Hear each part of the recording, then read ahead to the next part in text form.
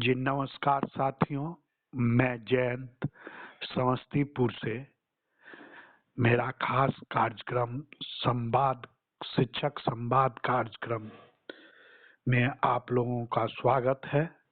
साथियों, आज के शिक्षक संवाद कार्यक्रम में मेरे चैनल पे जो मौजूद मेहमान हैं वो बिहार राज्य प्राथमिक शिक्षक संघ के उप महासचिव एवं अखिल भारतीय प्राथमिक शिक्षक संघ के सचिव श्री मनोज कुमार जी, उनसे मैं आज आप लोगों को रूबरू कराता हूं शिक्षक संवाद कार्यक्रम में।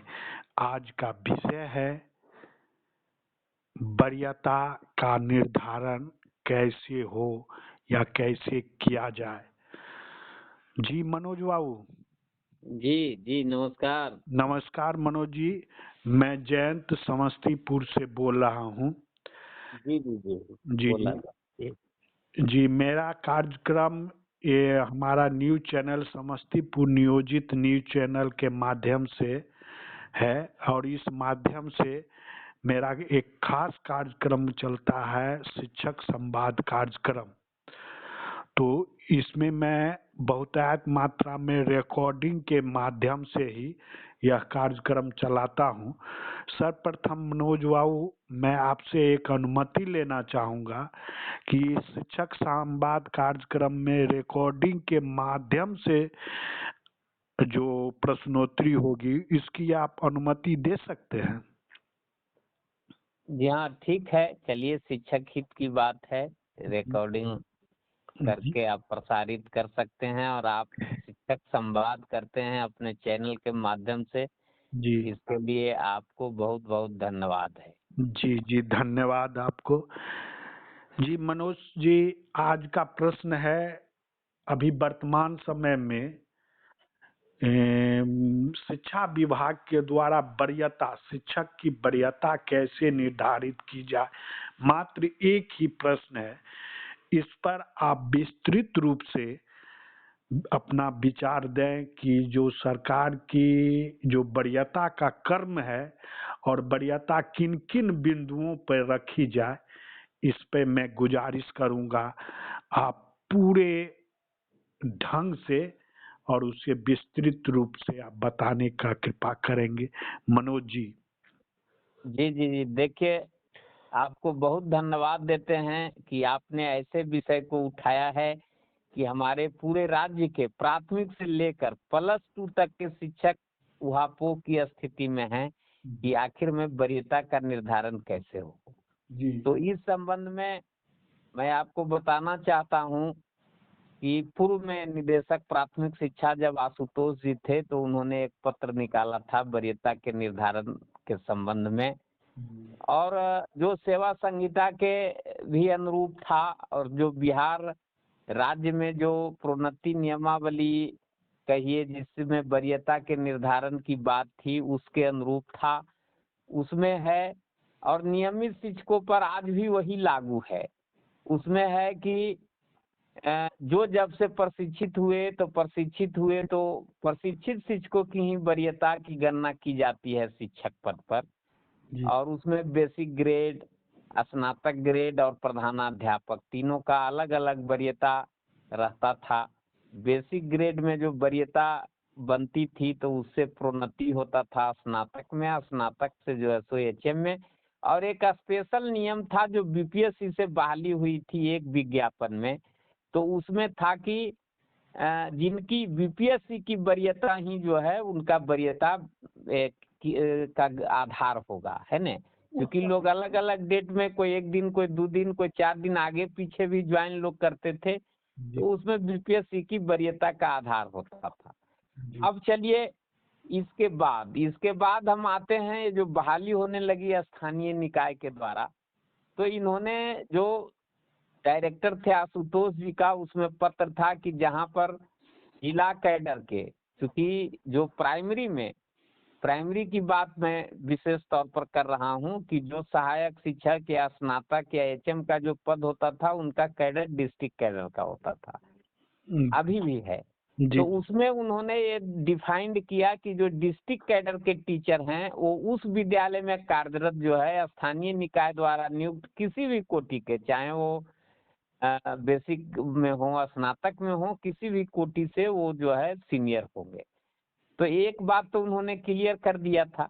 जी। दूसरी बात रही कि स्थानीय निकाय द्वारा नियुक्त, जिनको लोग नियोजित भी कहते थे, है न, जी। नियुक्त शिक्षकों की आपसी वरीयता, तो उसमें था कि आपसी वरीयता जो स्नातक ग्रेड वाले होंगे वो बेसिक वाले से सीनियर होंगे। जी। बेसिक ग्रेड में भी स्पष्ट था कि जो जिनका जो है योगदान पहले हुआ या प्रशिक्षित वेतनमान पहले जिनको मिला, है ना, योगदान से ज्यादा प्रशिक्षित वेतनमान, यदि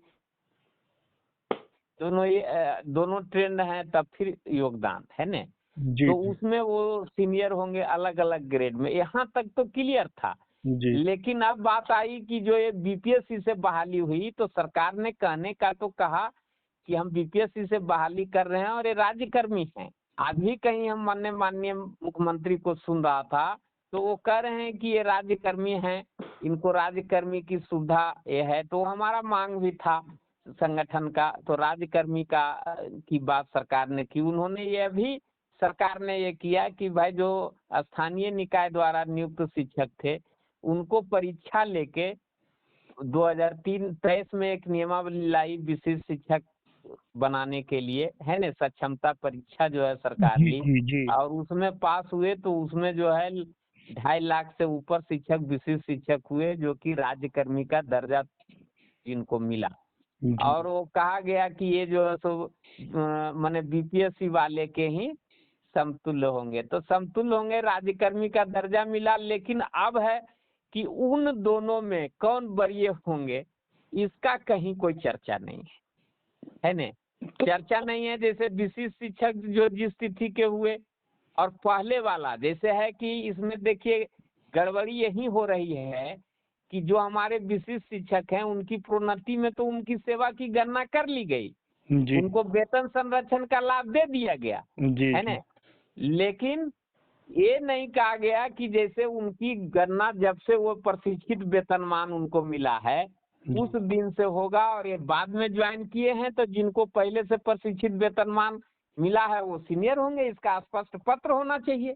जी। जी। इन दोनों के आपसी, जब आप सिमिलर मानते हैं तो आपसी वरीयता का एक पत्र होना चाहिए। जी। तो यहाँ पर जो है विभाग के लोग जो है, ये सरकार के जो पदाधिकारी कुछ लोग जो बैठे हुए हैं, अभी हम ये कहेंगे कि जो एसीएस साहब हैं वो काफी सुलझे हुए लोग हैं, जी। लेकिन और जो उनके इर्द गिर्द लोग हैं वो बार बार जो है सो कमिटी बनती है और कमिटी के नाम पर उसका कुछ क्लियर कट जो है सो रिकमेंडेशन नहीं होता है, जिसके कारण ये है जब आप वरीय वेतनमान के लिए वेतन संरक्षण में उसकी सेवा की गणना आपने कर लिया, तो फिर जो है सो उनकी सेवा को गणना करके उस तरह से स्पष्ट एक आदेश होना चाहिए, जो कि अभी तक हमने नहीं देखा है।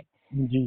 तो इससे हमारे शिक्षकों में उहापोह की स्थिति है। दूसरी बात, एक गलत जो सरकार कर रही है, जिसके लिए संगठन सरकार का ध्यान बहुत जल्द आकृष्ट करेगा और शिक्षकों को एकजुट करेंगे, हम लोग चुप नहीं बैठेंगे, आंदोलन करेंगे, क्योंकि हमारा समझौता बिहार में है कि जो केंद्र देगा सो हम देंगे। तो जो केंद्र देगा, आप राज्यकर्मी का दर्जा तो दे दिए, लेकिन जो हमारे यहाँ जो वेतनमान शिक्षकों को मिल रहा था, जो केंद्र का रिकमेंडेशन है और जो 6ठा वेतन आयोग में या 7वां वेतन आयोग के रिकमेंडेशन के अनुरूप जो बिहार में शिक्षकों को वेतन मिल रहा है, आप वो नहीं दे रहे हैं। आप जो है एक अलग से स्लैब बना दे रहे हैं, कोई भी ग्रेड पे नहीं दे रहे हैं। तो ये तो बिल्कुल गलत है, और होना ये चाहिए इसमें कि बेसिक ग्रेड जैसे पहले था, बेसिक ग्रेड का प्रमोशन स्नातक ग्रेड में और स्नातक ग्रेड से प्रमोशन एचएम में करने का प्रोविजन बनाना चाहिए। लेकिन ये समझिए तो ये लोग जो है, जो पदाधिकारी लोग हैं, ये लोग शिक्षक को ही बेवकूफ समझते हैं, बेवकूफ बनाना लोग चाह रहे हैं कि ये विशिष्ट शिक्षक जी। 6 to 8 का विशिष्ट शिक्षक, उसका प्रमोशन ये क्या चीज में देंगे, तो 6 to 8 का वरीय विशिष्ट शिक्षक, जी।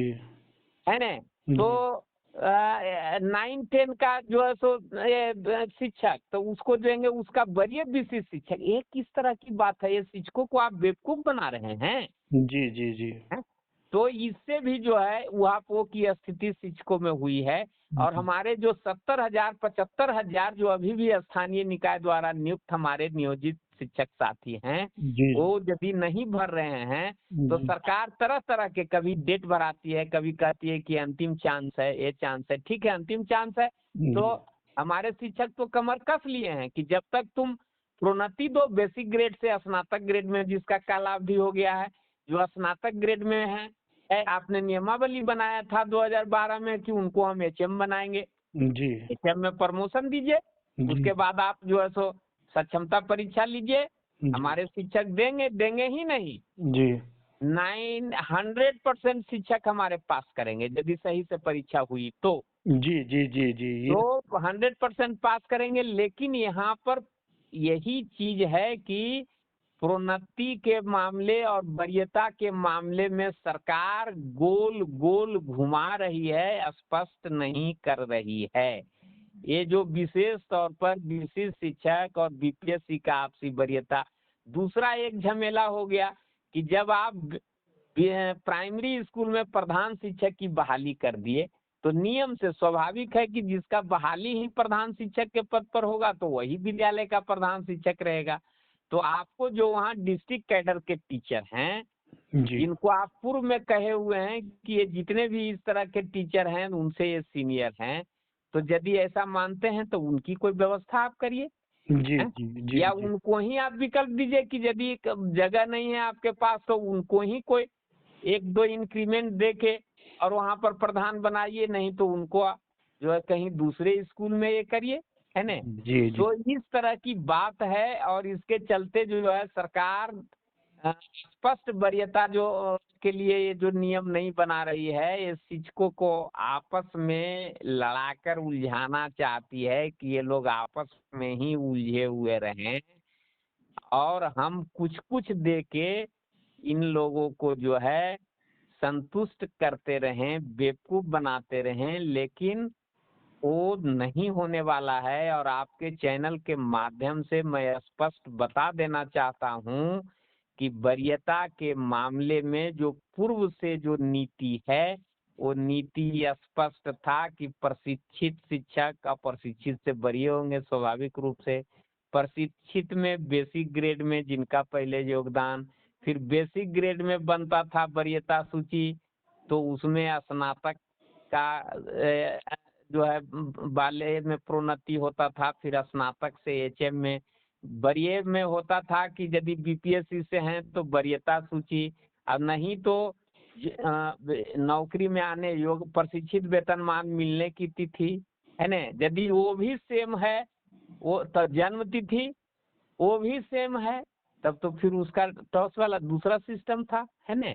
जी तो इस तरह की बात जो है ये पूर्व निर्धारित था। यही चीज सरकार इसी तरह का चीज लाए, और नहीं तो अभी उसमें बहुत सारा जो ऐसा बिंदु है जिस पर नियमावली अभी साइलेंट है। तो साइलेंट है जिसको हम लोग स्पष्ट कराने के लिए प्रयासरत हैं, है ना? जी और प्रयासरत हैं, इसमें यही चीज जो है जानकारी शिक्षकों को हो जाए आपके चैनल के माध्यम से। और यदि सरकार ये नहीं करेगी तो जितना भी चीज है, स्थानांतरण है किसका कहाँ से हो जा रहा है, किसी का होता है किसी का नहीं होता है, महिला को इंटीरियर में फेंका जा रहा है, विकलांग को इंटीरियर में फेंका जा रहा है, तो इस तरह की बात हो रही है ना? जी तो फिर इस तरह का जो विसंगति है और शिक्षकों के साथ जो ये व्यवहार हो रहा है, तो इसमें संगठन चुप नहीं बैठेगा और हम लोग शिक्षकों को बहुत जल्द गोलबंद करके और सरकार का पहले ध्यान आकृष्ट करेंगे, नहीं तो लोकतांत्रिक ढंग से जो होता है हम लोग वो सब काम, विरोध प्रदर्शन का काम हम लोग शुरू करेंगे। जी जी मनोज बाबू, बीच में हम आपको रोकना चाहेंगे कि आपने वरीयता का तो बतलाया, प्रशिक्षित और ये सब, लेकिन अभी उस समय की जो नियमावली थी या व्यवस्था था, जो सिर्फ 2 ही शिक्षक रहते थे। एक नियमित कोटि के, जिसको अभी सरकार वर्तमान में मरणशील कर दिया, दूसरा नियोजित। ये 2 ही थे, तो वो स्वाभाविक रूप से कनिये और वरीय थे। परंतु वर्तमान समय में एक ही मकान में, एक ही छत के नीचे 3-3, 4-4 तरह के शिक्षक रह रहे हैं। एक जिला संवर्ग के शिक्षक, एक नियोजित स्थानीय निकाय के शिक्षक, एक विशिष्ट शिक्षक और एक बीपीएससी, अभी जो विद्यालय अध्यापक जिन्हें कहा जाता है वो। तो इन चारों में तो जिला संवर्ग सीनियर हो गए, लेकिन उसके बाद ये 3 जो हैं, इस 3 में कौन सीनियर होंगे, वरीय होंगे और कौन कनिये होंगे। और दूसरा ये कि क्या वेतनमान वाले से नन वेतनमान वाले टीचर वरीय होंगे या कनिये होंगे। देखिए, आपने बिल्कुल सही सवाल किया। हम पहले भी इसकी चर्चा किए थे जी जी कि ये जो है, ये नियोजित शिक्षक जो आप कह रहे हैं, नियोजित शब्द का इस्तेमाल हम लोग नहीं करना चाहते, ये थोड़ा सा ठीक नहीं लगता है। ये सरकार भी अब नियोजित नहीं, स्थानीय निकाय ही कहता है। हाँ, स्थानीय निकाय वाला कहते हैं। स्थानीय निकाय द्वारा ही नियुक्ति उनकी हुई है। जी जी तो जी जो स्थानीय निकाय द्वारा नियुक्त शिक्षक जिनको आप जो है सो कह रहे हैं, तो आप केवल सहायक शिक्षक ही मरणशील कैडर नहीं है आज के डेट में। जी आज जी के डेट में स्थानीय निकाय द्वारा जो नियुक्त शिक्षक हैं वो कैडर भी मरणशील है। जी जी जो विशिष्ट शिक्षक है वो कैडर भी मरणशील है। उस पर अब यही जो स्थानीय वाले जाएंगे सो जाएंगे, उस पर कोई नई बहाली नहीं होगी। जी नई बहाली बीपीएससी से हो रही है। जी अब रही बात वेतनमान की, आपने पूछे कि वेतनमान अब मान दे, तो वेतनमान यदि कहिए तो वो स्थानीय निकाय द्वारा नियुक्त शिक्षक को भी है, वो जी कहिए तो विशिष्ट शिक्षक को भी है, वो कहिए तो बीपीएससी वाले को भी है। लेकिन ये राज्य सरकार द्वारा निर्धारित जो 7th पे कमीशन में जो अभी लेवल चल रहा है, जी उस लेवल के हिसाब से वेतनमान नहीं है। जी ये शिक्षा विभाग ने अलग से एक बना दिया है, स्लैब बना दिया है, जो कि वित्त विभाग का जो पे मैट्रिक्स है उससे टैली नहीं खाता है। जी तो इसमें ये तीनों में इसी के चलते वरीयता में भी दिक्कत है। यदि एक वेतनमान मिल रहा होता तो उसमें है कि वह हो जाता कि जिनका मूल वेतन ज्यादा है तो वरीय इस तरह का कुछ सरकार निर्धारित कर सकती थी। लेकिन अब देखिए, जो विशिष्ट शिक्षक हुए हैं तो उनका सेवा तो गणना कर लिया, जो हम पूर्व में भी कहे हैं आपको जी कि सेवा तो गणना करके उनको जो है दे दिया वेतन संरक्षण का लाभ। जी ये भी कह दिया कि जो है सो उनको वो वरीय बनाने में उस सेवा का भी गणना कर लिया जाए। जी लेकिन ये नहीं कहा कि उस सेवा की गणना करके इनको वरीयता उनके बीच में, विशिष्ट शिक्षक के बीच में, और ये आपको जो बीपीएससी वाले जो बहाल हो रहे हैं इनके बीच में कौन वरीय होगा, इस पर मौन है। जी जी आप स्थानीय निकाय द्वारा नियुक्त शिक्षक और विशिष्ट शिक्षक या बीपीएससी वाला में एक कौन वरीय होगा, इस मामले में स्पष्ट नहीं है। किसी किसी जिला से पत्र निकल जाता है कि स्थानीय निकाय वाले सीनियर हैं, तो कहीं निकल जाता है कि ये लोग राजकर्मी हो गए इसलिए सीनियर हो गए।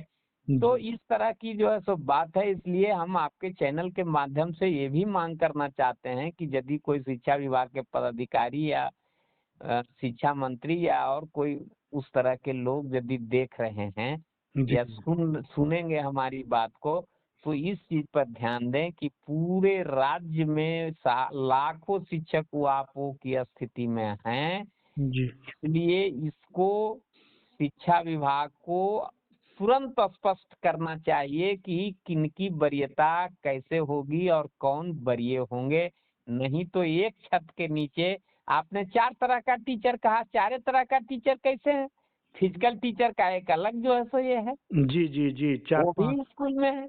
जी अब है कि कहीं कहीं लाइब्रेरियन की बहाली हो रही है, जी कहीं संगीत शिक्षक हैं, कहीं जी कंप्यूटर वाले हैं। तो कौन किससे क्या वरीय होंगे, एक समग्र रूप से सरकार को नीति बनानी चाहिए। और उस नीति को बनाने से पहले शिक्षक प्रतिनिधियों से बात करनी चाहिए और तब नीति बनानी चाहिए, वही कारगर होगा और तभी शिक्षकों के समस्याओं का समाधान होगा। परंतु सर, 4206 जो कैबिनेट के आधार कमेटी के आधार पर जो पत्र निर्गत हुआ था, उसमें मरणशील पोस्ट तो जिला संवर्ग को ही माना गया, और उसके बाद नीचे में उसे नियोजित स्थानीय निकाय शिक्षक और विशिष्ट शिक्षक और विद्यालय अध्यापक किया गया। परंतु भेद उत्पन्न कर दिया गया जो आखिर सीनियर कौन है, इसमें यही समस्या बन रही है। तो क्या हाँ, तो ये समस्या देखिए, वो कहने का तो जैसे एक न होता है कि अब कोई मर गया तो हो गया, किसी का डिक्लेयर हुआ, मृत्यु जी प्रमाण पत्र बन गया कि हाँ भाई ये मर गए। जी जी और कुछ आदमी है कि मर गया, अब दाह संस्कार लोग जा रहे हैं, तो वो थोड़े नहीं मरा है, मृत्यु प्रमाण पत्र यदि निर्गत नहीं हुआ है जी तो जी उसी तरह की बात है। जब अब बहाली इस पर सरकार नियोजित शिक्षक पर बहाली अब करेगी, जी जी नहीं नहीं नहीं स्थानीय निकाय सब बहाली करेगी, जी जी नहीं नहीं नहीं नहीं करेगी, तो वो कैडर क्या हुआ? तो मरणशील फिर हो। किसी शिक्षक पर बाहर से डायरेक्ट बहाली होगी? जी नहीं नहीं होगी, नहीं होगी, तो वो कैडर क्या हुआ? मरणशील हो गया। हाँ?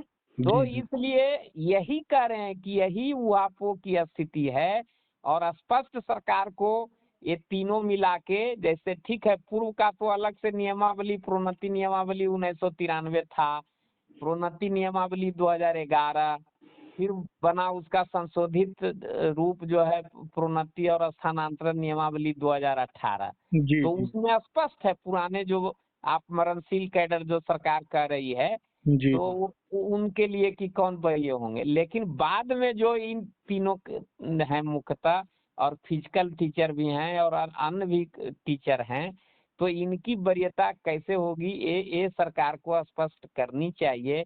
और हम लोग सरकार से बहुत जल्द इसमें मिल के और हम लोग ये क्लियर कराने के लिए अनुरोध करेंगे, क्योंकि पूरे बिहार में प्रभार वगैरह के मामले में या अन्य भी विद्यालय में आपसी विवाद होता है कि यदि प्रधान शिक्षक मान लीजिए जहाँ है तो ठीक है, और जिस दिन प्रधान शिक्षक नहीं है तो कौन प्रभार में रहेगा? ये जी बहुत बड़ी परेशानी की बात है। जी तो इसके लिए हम लोग स्पष्ट करावेंगे विभाग से कि इसमें जो है कौन वरीय होगा, आप स्पष्ट आदेश करिए। यदि हमारे शिक्षक उससे संतुष्ट होंगे तो ठीक है, नहीं तो हम लोग फिर दूसरा रास्ता अख्तियार करेंगे।